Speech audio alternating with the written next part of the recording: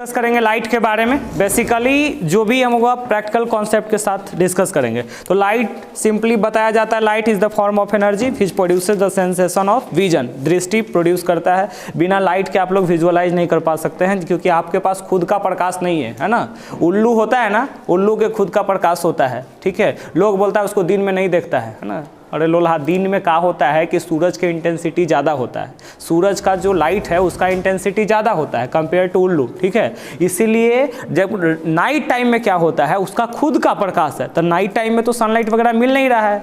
कोई है का तो रही कि जगह रात के सूर्योदय होता है, नहीं ना, सब तो इसने, ठीक है, दिन में होता है। चलो ठीक है, तो कहने का मतलब क्या होता है, दिन में सूरज का जो इंटेंसिटी होता है वो ज़्यादा होता है, ठीक है ना। इसके कारण उसका आंख पे लाइट पड़ने से चकाचौंध हो जाता है, इसलिए वो देख नहीं पाता है। इसके बाद यहाँ पे ऑब्जेक्ट को दो तरह से बांटा गया है। जब लाइट इमिट करने का क्षमता होता है, लाइट इमिट करना मतलब खुद से उत्पन्न करना, तो जब लाइट इमिट करता है तो उसको बोलते हैं लुमिनस ऑब्जेक्ट, ठीक है ना। आज जिसमें लाइट इमिट करने का क्षमता नहीं होता है उसको नॉन लुमिनस ऑब्जेक्ट। जैसे बेंच, ये सब इमिट करेगा लाइट? नहीं करेगा, लेकिन सन ये करता है लाइट को इमिट, ठीक है।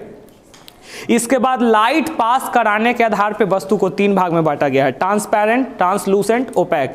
Translucent, transparent, opaque. ट्रांसपेरेंट किसको कहते हैं? जिसमें लाइट आर पार हो जाए, है ना, आर पार हो जाता है, यानी द मटेरियल या object which allow completely passage of light is called transparent object. Translucent क्या होता है, तो पार्शियल, है ना, हल्का, आधा अधूरा टाइप के पास करना। जैसे कभी कभी खाते समय जब खा के एकदम भात दाल एकदम चाट जाओ सब, और उसके बाद थोथुनवा में देखो तो तुमको झलकेगा थोड़ा थोड़ा, तो वो क्या होता है, सुनो, हाँ, वो क्या होता है वहाँ पे, है ना, पार्शियल लाइट का पास करवा रहा है। कुआं वगैरह में देखिए, कुआं वगैरह में हुल्की मारो, हुआ बोलना, तू तो आवाज वाला है, साउंड वाला, लेकिन वहाँ पे भी फोटो तुम्हारा बनेगा, लेकिन साफ बनेगा, साफ नहीं बनेगा। नहीं तो आदमी के यहाँ जहिया ऐनक फूट जाएगा तो कुएं में हुल्की रहेगा, बाल झाड़ेला, है कि नहीं, समझ में आ रहा है ना। तो उसमें ऐसा नहीं होता है। और ओपैक में जिसमें लाइट पास नहीं होगा, जैसे देखो यहाँ पे हम लाइट इधर दे रहे, ऊपर ही पास कर रहा है, नहीं कर रहा, तो इसका मतलब ये कैसा है, ओपैक हो गया, है कि नहीं। अब जैसे कांच के लेकर के चलेंगे, ये तो पास करवा देता है, देखो पार्शियल लाइट का पास होता है, ठीक है। जैसे इस केस में शीशा वाला में पास हो रहा है, ट्रांसपेरेंट वगैरह, ट्रांसपेरेंट में एकदम पारदर्शक हो गया, ट्रांसलूसेंट में पार्शियल।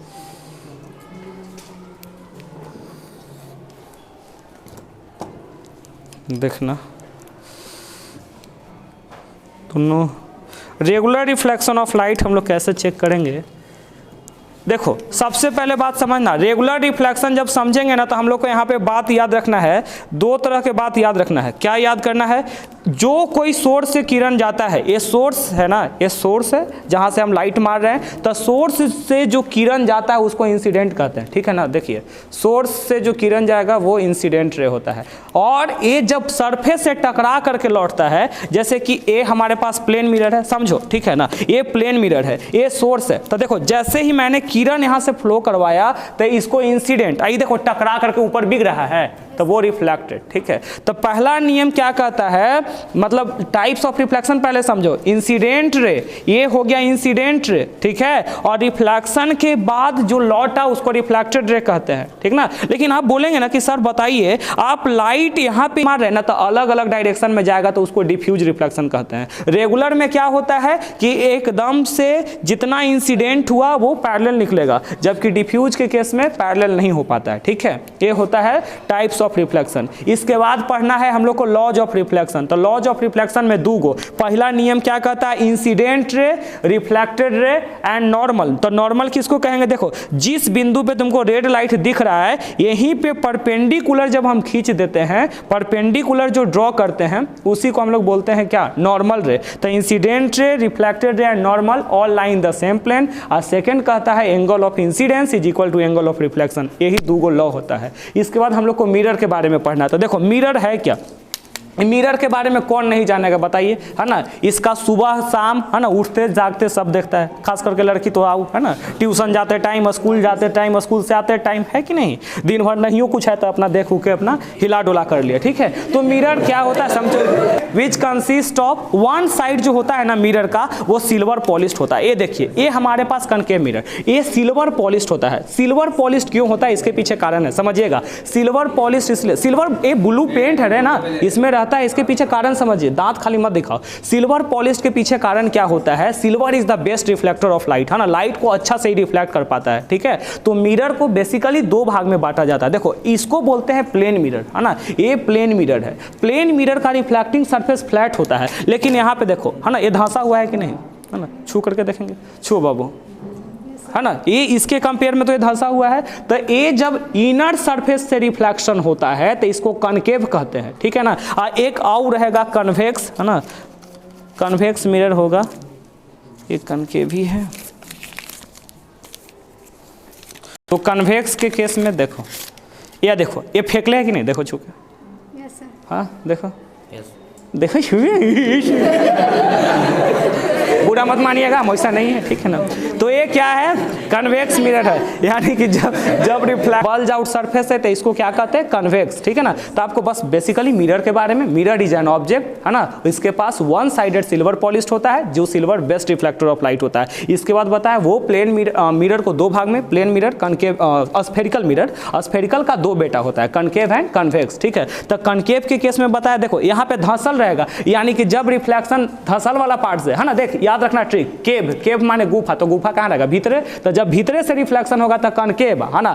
इवेक्स मतलब होता है बल्ज आउट, माने बाहर की ओर उठा हुआ, तो जब रिफ्लेक्शन उठा हुआ पोर्शन से होता है तो उसको कन्वेक्स कहते हैं, ठीक है। अब इसमें इमेज फॉर्मेशन देखो, इसमें मैग्नीफाई, जब सेविंग उविंग करवावे जाइएगा ना तो ये कनकेव रहता है, कनकेव में मैग्नीफाई इमेज बनता है, ठीक है ना। ये वाइडर व्यू देता है, गाड़ी वगैरह में यही लगा हुआ रहता है, देख रहे हैं ना, ये पूरा सुबोध सर कैसे आ रहे हैं, देख रहे हैं ना, उधर सोनू सर आ रहे हैं, सब यही में है कि नहीं, ये सब देखो बकलोल ही आ रही है ना, ये सब बकलोलवन है, सब मतलब पूरा आ रहा है कि नहीं आ रहा है। तो ये सब वाइडर व्यू देने का काम करता है कौन, है ना, ये कन्वेक्स, जबकि कनकेव मैग्नीफाई, ठीक है ना, ये हो गया मेन।